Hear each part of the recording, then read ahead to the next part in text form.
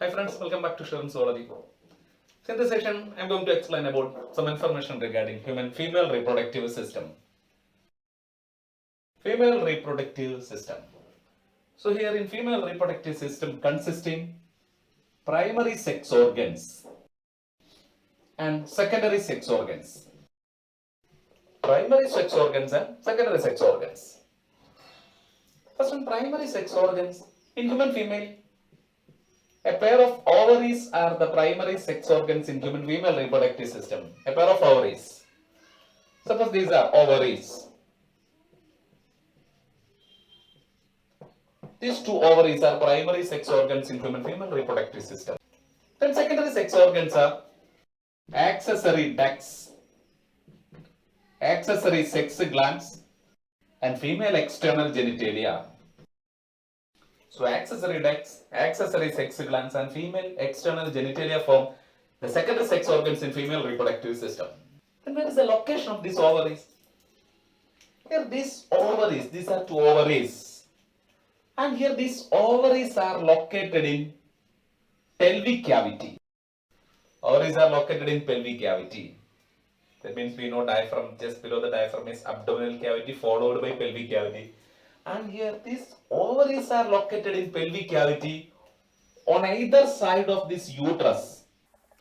On either side of uterus, located in pelvic cavity on either side of uterus is the location of this ovary. And here, these ovaries, these two ovaries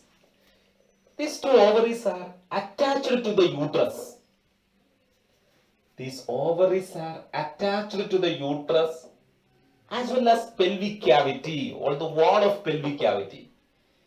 Located in pelvic cavity and within the pelvic cavity on either side of uterus. These ovaries are attached to uterus as well as the wall of pelvic cavity. So ovaries are attached to the uterus as well as pelvic cavity with the help of ligaments. These ovaries are attached to the pelvic cavity with the help of ligaments. These ligaments are, one is mesovarium. Mesovarium. So mesovarium means these are the ligaments extended from uterus. The ligaments extended from uterus attached to this ovary by the ligament called as mesovarium. Similarly, the ligaments from the ovary also attach this ovary to uterus. This ligament extending from the ovary called as ovarian ligaments. So second one is ovarian ligament. First one is mesovarium, second one is ovarian ligament. Third one, the suspensory ligaments. Suspensory ligaments means these are the ligaments extend from ovary to pelvic wall. So ovaries are attached to the pelvic wall by these suspensory ligaments, and the ligament extended from ovary which helps to attach this ovary to uterus called as ovarian ligament, and the ligament extend from uterus which helps to attach this ovary to uterus called as mesovarium. That means these ovaries are attached to the pelvic wall as well as uterus by these ligaments like mesovarium, ovarian ligaments and suspensory ligaments. With the help of these ligaments, ovaries are attached to uterus as well as pelvic cavity wall. Next is the histology of ovary. Histology of ovary. So here this one is ovary. Histology means this ovary is covered by, this is the outermost covering of ovary. The outermost covering of ovary called as germinal epithelium. This germinal epithelium forms the outermost covering of ovary. And this germinal epithelium is formed of simple squamous epithelium. This is the histology of this layer. This germinal epithelium is formed of simple squamous epithelium. So the outermost covering is germinal epithelium. This germinal epithelium is followed by a connective tissue layer. This is a fibrous capsule formed of dense irregular connective tissue. That fibrous capsule called as tunica albuginea. So inner to this germinal epithelium is a dense irregular connective tissue or as a fibrous capsule called as tunica albuginea. This fibrous capsule called as tunica albuginea. This tunica albuginea is formed of dense, irregular connective tissue. Dense, irregular connective tissue. So this is the histology of the second layer, tunica albuginea. Then, inner to this tunica albuginea, this is the ovarian cavity. And this ovary is anatomically differentiated into two regions. So ovary is anatomically differentiated into two regions there. The outer portion of cortex, outer portion is called as cortex.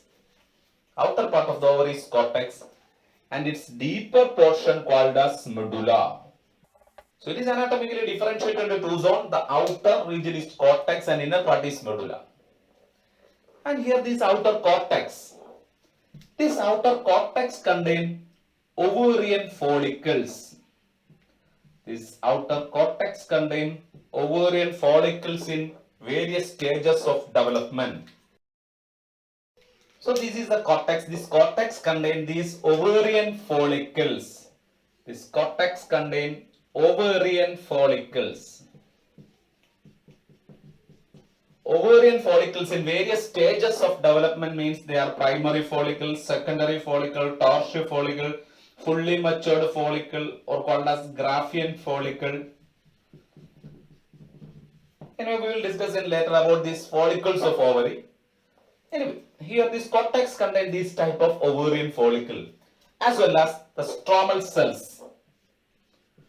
Ovarian follicle and stromal cells are there. Fibroblast, fibrous connective tissue cells like fibroblast, as well as some secretory cells. Fibroblast as well as secretory cells are there. Then elastic connective tissues are also here. So these stromal tissues constitute the elastic as well as fibrous connective tissue, as well as some secretory cells are found in the cortex region. This is the histology of cortex. Then its deeper portion called as medulla. And this deeper medulla contains blood vessels. So deeper medulla contains blood vessels. Then lymph vessels. Blood vessels, lymph vessels, as well as nerves. Nerves are also seen in this medulla. So medulla contains blood vessels, lymph vessels, nerves are seen in this medulla region. This forms the histology of this ovary. So here the outer covering is germinal epithelium formed as squamous epithelium. Next is the dense irregular connective tissue layer called as tunica albuginea, followed by outer cortex consisting of ovarian follicle as well as the stromal cells. Then medulla contains blood vessels, lymph vessels, nerves, etc. seen in this medulla region. This was the histology of ovary. Then functions of this ovary includes oogenesis. Oogenesis takes place in ovary. Female gametogenesis or oogenesis takes place in ovary, but not completed. We'll discuss later. Then another function, it secretes hormones like estrogen, then secrete progesterone, then inhibin, and the hormone relaxin. These hormones are secreted by this ovary. So ovary function, oogenesis as well as the secretion of these hormones like estrogen, progesterone, inhibin, relaxin, etc. the secretions of ovary.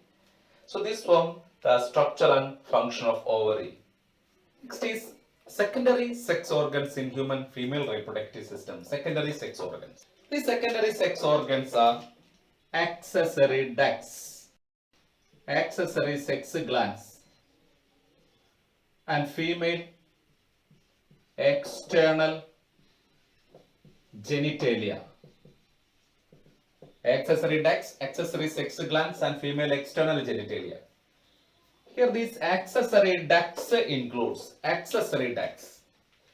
Accessory ducts in human female reproductive system includes a pair of oviduct, then uterus and vagina constitute the accessory ducts in human female reproductive system. So here the accessory ducts are a pair of oviduct, a uterus and vagina form the accessory ducts in human female reproductive system.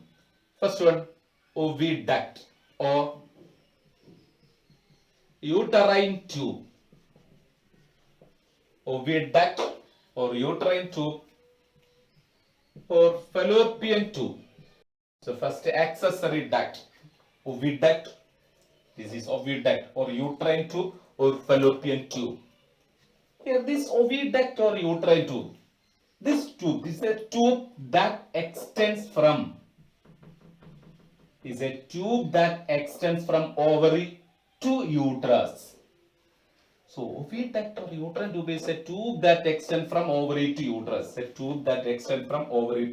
This tube is known as oviduct or uterine tube or fallopian tube, and it has about 10 to 12 centimeter length. It has about 10 to 12 centimeter length. Then this uterine tube have three regions. It has three regions. The three regions are: this uterine tube or this fallopian tube begins with a funnel shaped portion.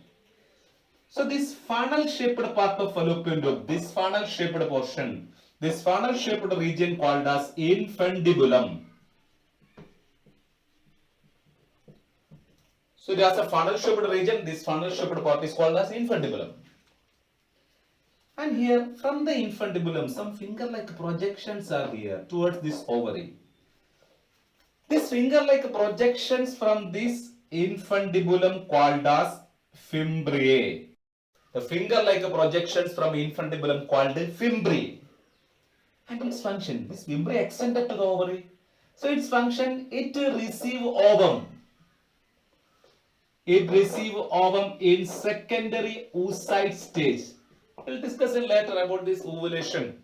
Anyway, this fimbriae receive ovum in secondary oocyte stage during ovulation. So its function, it receive ovum during ovulation. It receive ovum towards this fallopian tube. The middle and the wider part of fallopian tube, this region, the middle and wider part of fallopian tube called as ampulla. This is the longest part of fallopian tube. The middle and the widest part of fallopian tube is called as ampulla. And this fallopian tube ends in a narrow region. This narrow part of fallopian tube called as isthmus. This narrow region of fallopian tube called as isthmus. These are the three regions of fallopian tube. So it has three regions. They are infundibulum, then ampulla and isthmus. These are the three regions of fallopian tube. Infundibulum, ampulla and isthmus are the three regions of fallopian tube. And here the longest part of fallopian tube is ampulla and the narrow portion of fallopian tube is this isthmus. And the funnel shaped region of fallopian tube is infundibulum. Of projection, the finger like a projection from infundibulum called the fimbriae. What's the function? Receive ovum during ovulation. Next is the histology of fallopian tube. See, this is this fallopian tube. This is the cross section of this fallopian tube. This cross section of this fallopian tube. So in this cross section, we can see the wall layers of fallopian tube. And here the wall layers are. The wall layers of fallopian tube from outer to inner. Includes. Outermost one is serosa. Outermost layer is serosa. Second layer is muscularis. And innermost layer is mucosa. These form the wall layers of fallopian tube. So these are the wall layers of fallopian tube. So from outer to inner, these wall layers are, outermost layer is serosa, second layer is muscularis, third layer is mucosa. First is serosa, the histology of the layer serosa. We know serosa is a serous membrane formed of simple squamous epithelium.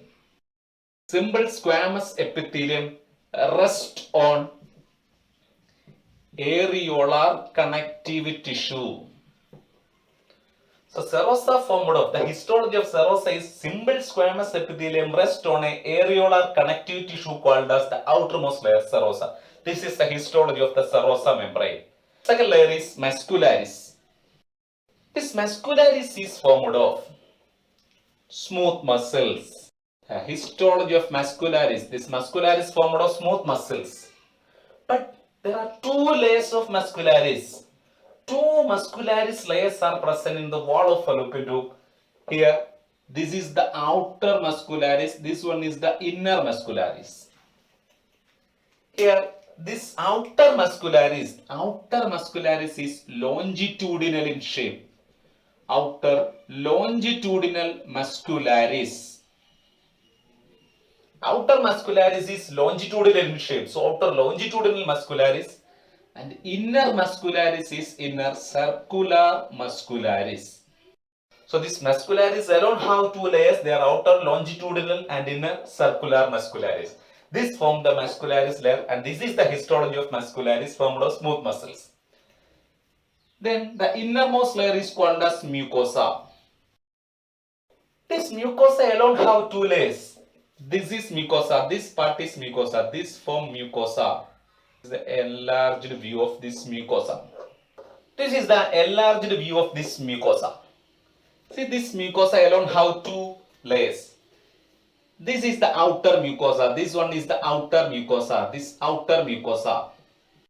This outer mucosa called lamina propria. This lamina propria is the outer mucosa. This is the lamina propria, the outer mucosa formed of connective tissues. So this connective tissue layer called as lamina propria is outer mucosa. And this form the inner mucosa. This is the inner mucosa. This inner mucosa is formed of ciliated columnar cells. Inner mucosa is formed of ciliated columnar cell. That means the ciliated columnar epithelium are found in the innermost mucosa. So the histology of inner mucosa is formed of ciliated columnar epithelium. So ciliated columnar cells are present. So these are cilia and these are the ciliated columnar cells in the mucosa. So this is the innermost mucosa, and this innermost mucosa form the lining of the lumen of this fallopian tube. The lumen of fallopian tube is lined by this innermost mucosa formed of the ciliated columnar epithelial tissue. But here in this innermost mucosa, two types of cells are here. They are ciliated cells as well as some secretory cells.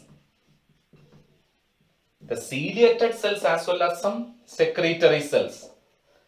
And here these secretory cells possess microvilli, not cilia. Microscopic microvilli are found in this secretory cell. So here this is the lining of fallopian tube, inner lining of fallopian tube. It is lined by two types of cell. They are ciliated cells as well as the secretory cell. Secretory cell have microvilli. See here, this from the innermost lining of fallopian tube. See here, what is the function of this ciliated cell? See, after ovulation, ovum enters this fallopian tube. But we know this ovum is non-motile. Human ovum is not motile, it is non-motile. Then how this non-motile ovum reaches this uterus?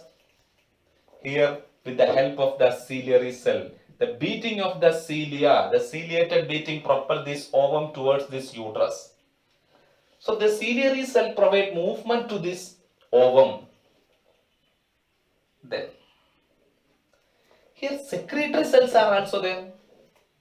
These secretory cells provide nourishment to this ovum. These secretory cells provide nourishment to the ovum. So here the ciliated cell provide movement to ovum, secretory cell provide nourishment to ovum. But the secretions of this secretory cell not only nourish this ovum, after insemination, when sperm reaches the fallopian tube, these secretions of this secretory cell activate the spermatozoa also. So here these are the two types of cell, the ciliated as well as secretory cell. Then what are the functions of this fallopian tube? Functions of fallopian tube. See, functions include fallopian tube perform different functions. They are. See, we know after ovulation, ovum enters into the fallopian tube. So this fallopian tube provide movement to ovum. We know how this ovum movement takes place through this fallopian tube. This movement of ovum through this fallopian tube with the help of the ciliated cells of fallopian tube, inner lining have ciliated cells, the ciliated cells of fallopian tube, as well as the muscularis layer of fallopian tube. You know this fallopian tube, the second layer of fallopian tube is muscularis. It provides a peristaltic movement. So it provides movement to ovum.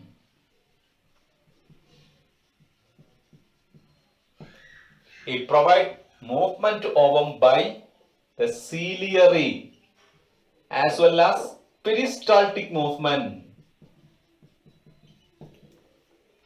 So it provides movement to ovum by ciliary as well as peristalsis of this fallopian tube. It provides movement to ovum towards this uterus.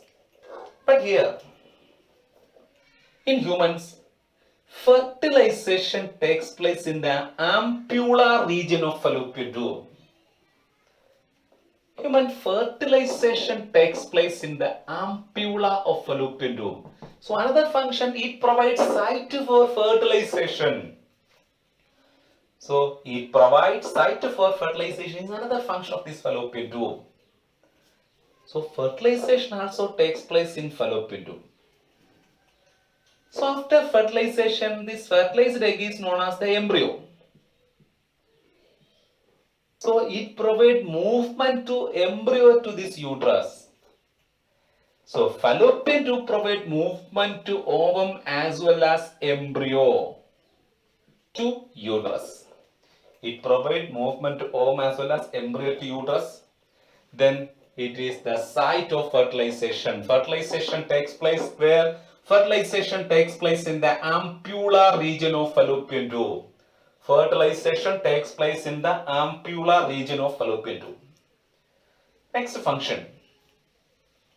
Third function. See, after fertilization, see here fertilization takes place in fallopian tube. After fertilization, this fertilized egg is called as zygote. Zygote is the unicellular embryo.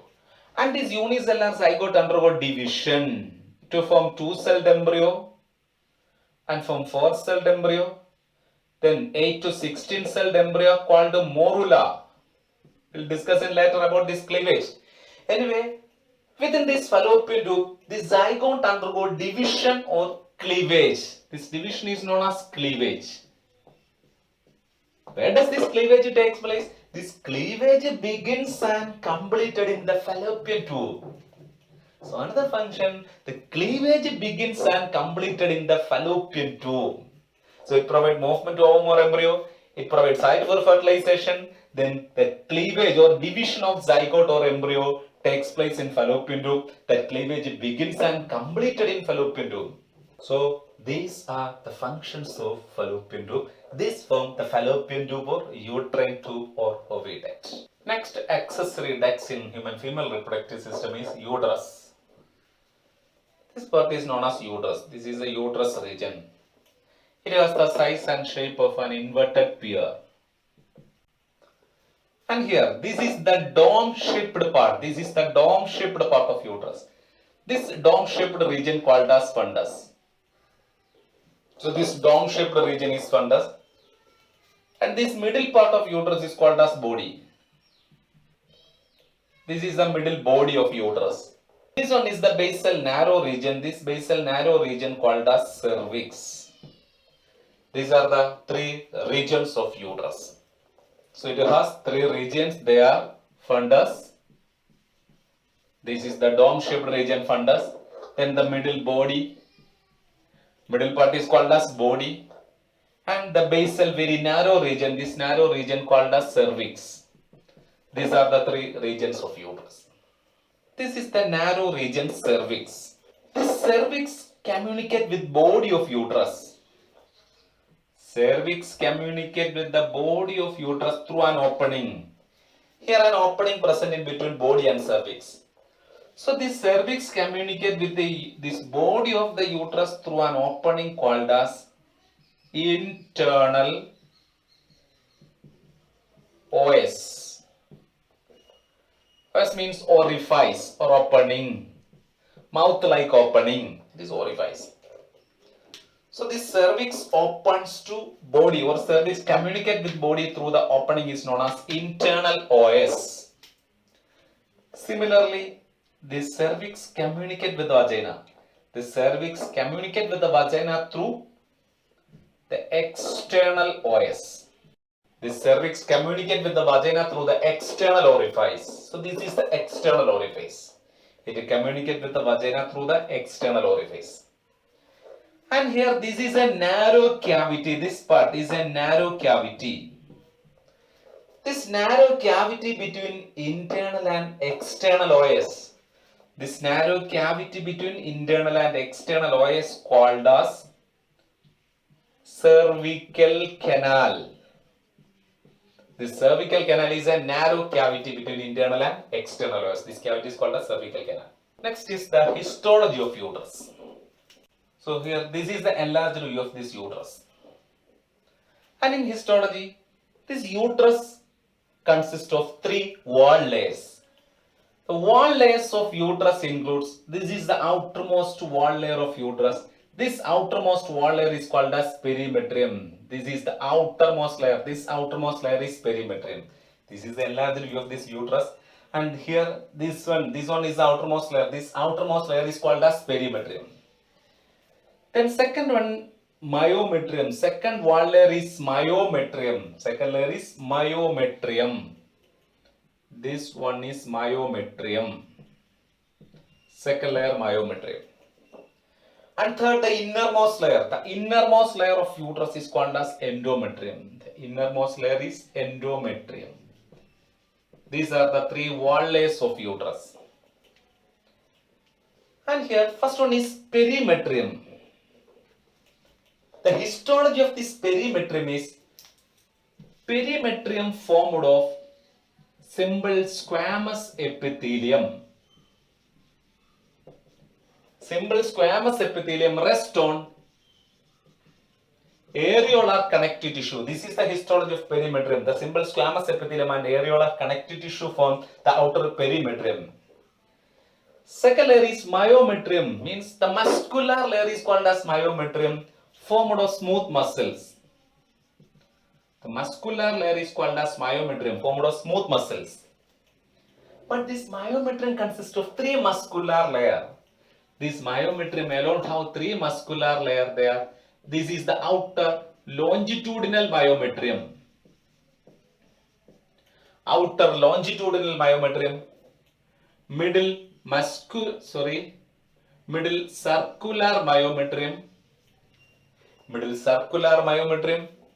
and innermost myometrium is oblique shape. So oblique myometrium. This form the three muscularis layer or the myometrium. So the myometrium alone have three layers. They are outer longitudinal, in middle circular, and inner oblique muscularis or myometrium. And contraction of these muscularis layer causes the expulsion of fetus during parturition or childbirth. Anyway, this is the middle layer muscularis or myometrium.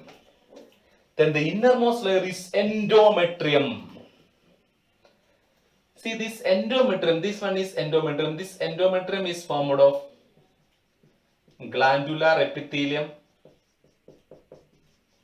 This endometrium is formed of glandular epithelium, lamina propria. Lamina propria is a connective tissue layer, consists of blood vessels. Abundant blood vessels are there, lamina propria, and followed by the ciliary cells. Ciliary and secretory cells, particularly the ciliated columnar cells or the ciliated columnar epithelium. So formed of glandular epithelium, lamina propria is connective tissue, then the ciliated columnar epitheliums are there. And this form the innermost layer, endometrium. So this endometrium is the innermost layer formed of glandular epithelium, connective tissue as well as ciliated columnar epithelium. And this endometrium is a highly vascular and glandular layer. Highly vascular and highly glandular layer is endometrium. So endometrium is highly vascular and highly glandular layer. And this highly vascular and glandular endometrium undergoes cyclical changes during menstrual cycle because it is ruptured and released through the vagina during menstrual cycle and it will regenerate. So this is the highly vascular and glandular layer, it undergoes cyclical change. But this endometrium alone have two layers. This endometrium alone have two layers. This outer endometrium is called as stratum basalis. Outer endometrium is stratum basalis and this inner endometrium is called as stratum functionalis. Inner endometrium is stratum functionalis. So it has two layers, outer stratum basalis and inner stratum functionalis. Actually, this stratum functionalis undergo periodical removal and renewal. This stratum functionalis ruptured and released through the vagina during menstrual cycle, not the entire endometrium. So during menstrual cycle, only the stratum functionalis layer of this endometrium undergo ruptured and released through the vagina, not this entire endometrium. So it has two layers, stratum basalis and stratum functionalis. The stratum functionalis layer undergo periodical removal and followed by a renewal of this stratum functionalis layer. So it undergoes cyclical changes during menstrual cycle. This from the histology of uterus. So here these are the regions and histology of uterus. The regions are fundus, body and cervix.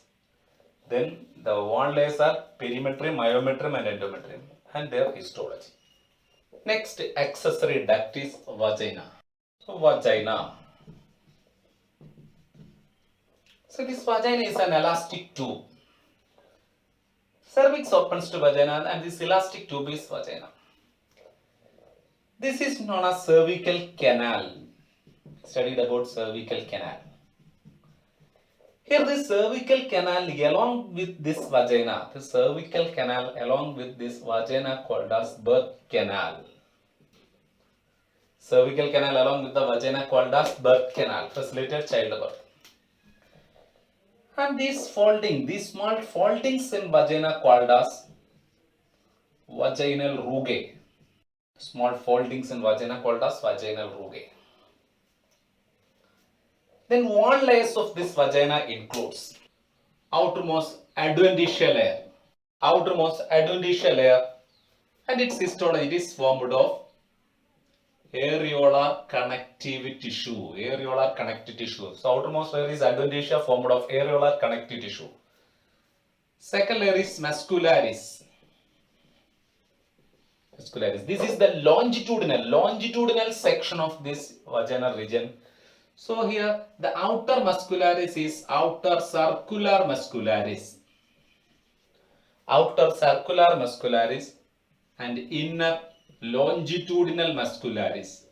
Outer circular muscularis and inner longitudinal muscularis. Innermost layer is mucosa. This mucosa formed of, innermost layer is mucosa. This mucosa is formed of stratified, non-keratinized, without keratin protein, non-keratinized squamous epithelium. Stratified non-keratinized squamous epithelium and areolar connective tissue found in the innermost mucosa layer. And here these mucosal cells are rich storage of glycogen. So these mucosal cells are rich in, the mucosal cells of vagina are rich in glycogen. And here within the mucosal cells of vagina, some of these glycogens are converted to lactic acid. In these mucosal cells and thereby maintain a acidic pH 3.5 to 4. A acidic pH in vagina. Why this acidic pH in vagina? Because this vaginal pH prevents microbial infection. Because in female, because of the closure position of vaginal orifice as well as rectum, there is a chance of infection of rectal bacteria from rectum to this vagina. Because this rectum or vaginal orifice are in closure position, so the rectal bacteria may infect this vagina. So for preventing such infection, the acidic pH maintained in this vagina, and this acidic pH is hostile to microbes.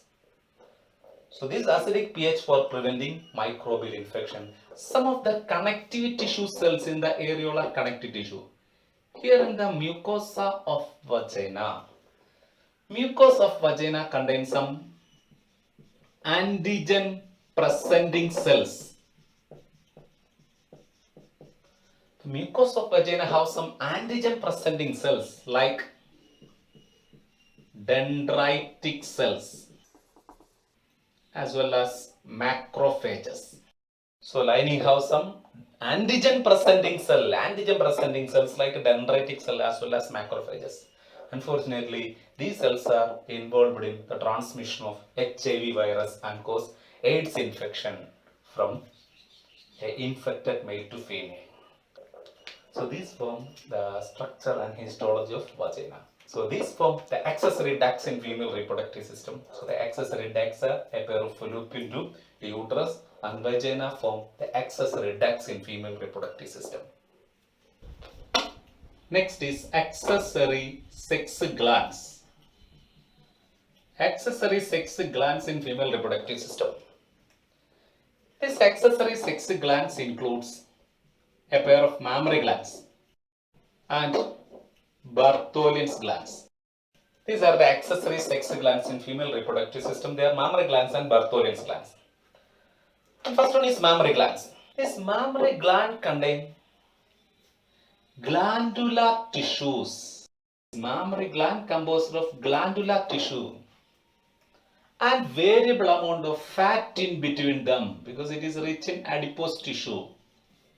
Fat storing tissues are here.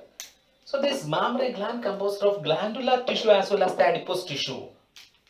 Glandular tissue as well as the variable amount of fat in this mammary gland. And here, this glandular tissue consists. This glandular tissue is partitioned into about 15 to 20 mammary lobules. So this glandular tissue are partitioned into about 15 to 20 mammary lobules. About 15 to 20 mammary lobules. Here in this diagram I wrote only 3 mammary lobule. So here is mammary glandular tissue composed of about 15-20 mammary lobules. Suppose this one is a mammary lobule. In a mammary gland contain actually about 15 to 20 number of these type of mammary lobule. Suppose this is a mammary lobule. This one is a mammary lobule. And each mammary lobule contains mammary alveoli or alveolus. So each mammary lobule contains this mammary alveoli or mammary alveolus. Suppose these are this alveoli or alveolus. And these alveolus are lined by the secretory cell. The cuboidal cells are here. The secretory cells are found in this alveolus. And these cells of this alveolus secrete milk. So milk synthesis and secretion takes place in this mammary alveoli. Milk synthesis and secretion takes place in this mammary alveoli. Then this mammary alveolus opens into a duct called as mammary tubules. This mammary alveolus opens into the duct. Different types of mammary alveolus opens to a duct called as mammary tubule. And several mammary tubules opens to a common duct. Several mammary tubules opens to a common duct called as mammary duct. So several mammary tubules opens to mammary duct. This mammary duct leads to an inflammatory region, that swollen region called as ampulla. So mammary duct leads to this swollen region is ampulla. This ampulla opens to another duct called as lactiferous duct. Ampulla opens to lactiferous duct. This lactiferous duct open out through the nipple. See here, several lactiferous duct open out through the nipple. This is why nipple is multiporous, because several lactiferous duct open out through the nipple. And here some pigmented area, the pigmented area around the nipple called as areola. The pigmented area around the nipple called areola. This is from the structure of mammary gland. So mammary gland contain glandular tissues and fat or adipose tissue. Then mammary glandular tissues are partitioned into about 15 in number, 20 number of mammary lobule. Each mammary lobule contain mammary alveolus. Milk synthesis and secretion takes place in this alveoli. Alveoli opens to the duct called as mammary tubule. Mammary tubule leads to mammary duct to ampulla, ampulla to lactiferous duct. This mammary gland development takes place at puberty. Development of mammary gland at puberty called as thelarch. Development of mammary gland at puberty called as thelarch. This is the early sign of puberty. Thelarch is the early sign of puberty. Development of mammary gland at puberty called as thelarch. And this development of mammary gland at puberty by the action of estrogen. Because at puberty, estrogen causes the deposition of this fat molecule in the adipose tissues of mammary gland. So at puberty, by the action of estrogen, the development of mammary gland due to the deposition of fat molecule in the adipose tissues of mammary gland. And these alveoli as well as this duct system are not developed during puberty. These alveoli as well as these duct systems are not developed during puberty. All these alveoli as well as duct system are developed only during pregnancy. So at puberty, this mammary gland development by the deposition of fat molecule. But this duct system as well as this alveolar structure or alveoli are developed only during pregnancy. So during pregnancy, estrogen causes the development of this duct system. During the early period of pregnancy, the hormone estrogen causes the development of this duct system in mammary gland during pregnancy. But during the late pregnancy, the hormone progesterone. This progesterone causes the development of this mammary alveoli. That means these alveoli are fully developed during the late pregnancy. Not only this estrogen, progesterone, a number of hormones like cortisol, human chorionic somatotropin or human placental lactogen, then growth hormone, etc. are involved in the development of this mammary gland during this pregnancy.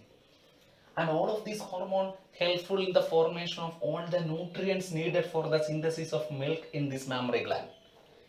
So this mammary gland as well as this duct system as well as these secretory cells are fully developed during pregnancy, only during pregnancy. And after childbirth or parturition, the hormone prolactin secreted by the anterior pituitary gland. After parturition, the hormone prolactin from anterior pituitary gland act on the secretory cells of alveolus and stimulate the synthesis and secretion of milk. So the hormone prolactin stimulate the synthesis and secretion of milk. This is the period of lactation or milk secretion called as lactation. And during this lactation period, prolactin secretion increases because prolactin stimulates this mammary alveoli for the synthesis and secretion of milk. So prolactin from anterior pituitary gland stimulates the synthesis and secretion of milk. And here this milk gets stored in this alveoli. After the production, this milk gets stored in this alveoli. Then, the sucking of baby. The sucking of baby stimulates the maternal hypothalamus. That means the receptor of this nipple sends a signal to the maternal hypothalamus. So the sucking of baby stimulates maternal hypothalamus. So here the sucking of baby stimulates maternal hypothalamus. This hypothalamus sends a neural signal to the posterior pituitary gland. We know this posterior pituitary gland stores the hormone like oxytocin. So hypothalamus sends a neural signal to the posterior pituitary gland. Then this posterior pituitary gland start releasing the hormone oxytocin. Posterior pituitary gland start releasing the hormone oxytocin. This oxytocin stimulate the contraction of myoepithelium. This myoepithelium are the modified epithelium seen around this alveoli. The modified epithelium seen around the alveoli of mammary gland. This myoepithelium are the modified epithelium seen around the alveoli of mammary gland. So this oxytocin causes the contraction of the myoepithelium of this mammary gland. What happened? Causes the contraction of this alveoli. What happened? This alveolar contraction causes the ejection of milk stored in this alveoli. So which resulted in the milk ejection. This is why oxytocin, the hormone oxytocin is responsible for milk ejection and the hormone prolactin from anterior pituitary gland for milk secretion. So milk secretion is under the stimulation of prolactin from anterior pituitary gland and milk ejection under the stimulation of oxytocin released from this posterior pituitary gland. So this is the mammary gland. And when this alveoli as well as this duct system become degenerated, means around 3 years or 2 to 3 years, this alveoli become degenerated and stop the secretion of milk or stop this lactation period. And next duct system as well as this alveolar system developed only during next pregnancy. So all these structures like duct system or alveoli undergo atrophy after the lactation period, and it again formed only during next pregnancy. Okay, so these form the accessory sex gland, mammary gland. Next, accessory sex glands in female reproductive system are Bartholin's glands or vestibular glands. Vestibular glands or Bartholin's glands. These vestibular glands or Bartholin's glands seen on either side of vaginal opening or orifice. The region around this vaginal orifice are vestibule. This region called as vestibule. And these vestibular glands seen on either side of this vaginal orifice. And it secrete the lubricant called as mucus. It secrete the lubricant mucus. So this is the function of this vestibular gland or Bartholin's gland, and it is similar to the bulbourethral gland of human male reproductive system. This form the accessory sex glands in female reproductive system. Next is female external genitalia. External genitalia or the vulva means the visible external part in human female reproductive system are external genitalia or vulva. So external genitalia in human female reproductive system or vulva. This external genitalia includes mons pubis. Mons pubis is the anterior fatty cushion-like region. The superior region, the anterior fatty cushion-like portion is mons pubis, rich in adipose tissue. So anterior fatty cushion-like region is mons pubis, which is rich in adipose tissue. And here, from this mons pubis, two skin folds arises. From the mons pubis, two skin folds arises from this mons pubis. These skin folds arises from this mons pubis are labial foldings or labial folds. Two skin folds arises from this mons pubis. These labial folds are a pair of outer labia majora. The outer one is labia majora. As like mons pubis, this labia majora as well as this mons pubis bears the pubic hairs. So a pair of outer labia majora and a pair of inner labia minora. And inner skin fold is labia minora. As like scrotum, these labial foldings cover the vaginal orifice. So these labial foldings cover the vaginal orifice.